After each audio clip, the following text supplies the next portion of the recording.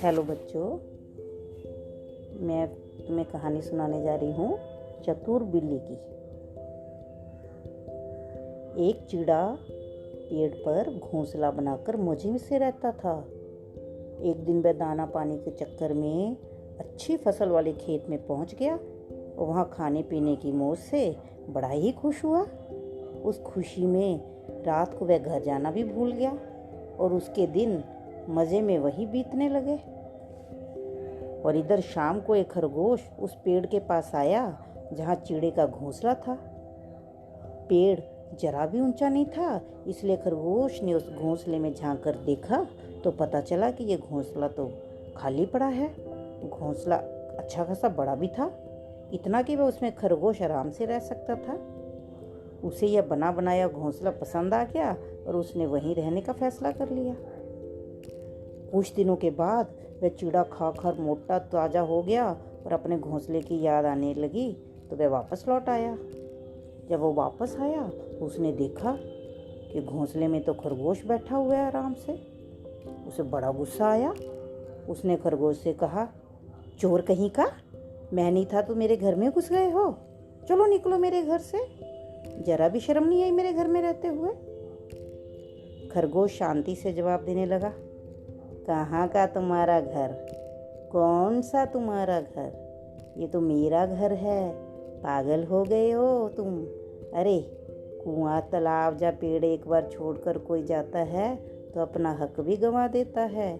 यहाँ तो जब तक हम हैं वह अपना घर है, बाद में तो उसे कोई भी रह सकता है।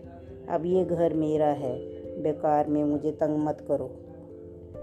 ये बात सुनकर चिड़ा कहने लगा, ऐसे बहस करने से कुछ नहीं हासिल होने वाला, किसी धर्म पंडित के पास चलते हैं, जिसके हक में फैसला सुनाएगा उसे घर मिल जाएगा।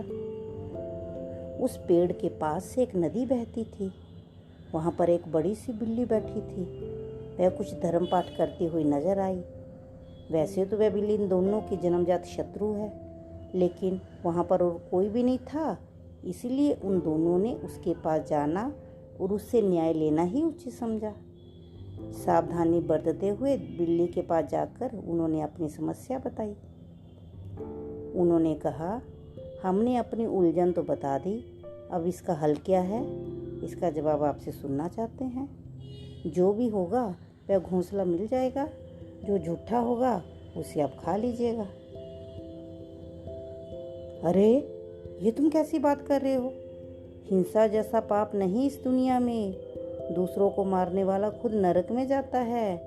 मैं तुम्हें न्याय देने में तो मदद करूंगी, लेकिन झूठे को खाने की बात है वह मुझसे नहीं हो पाएगी। मैं एक बात तुम लोगों के कानों में कहना चाहती हूँ, जरा मेरे करीब आओ तो। खरगोश और चिड़ा खुश हो गए। क्या फैसला होकर रहेगा, और उसके बिल्कुल करीब चले गए वो लोग। फिर क्या, करीब आए, खरगोश को पंजे में पकड़कर मुंह से चिड़े को नोच लिया बिल्ले ने। दोनों का काम तमाम कर दिया। अपने शत्रु को पहचानते हुए भी उस पर विश्वास करने से खरगोश और चिड़े को अपनी जान गंवानी पड़ी। सच है, शत्रु से संभल कर और हो सके तो 4 हाथ दूर ही रहने में भलाई होती है।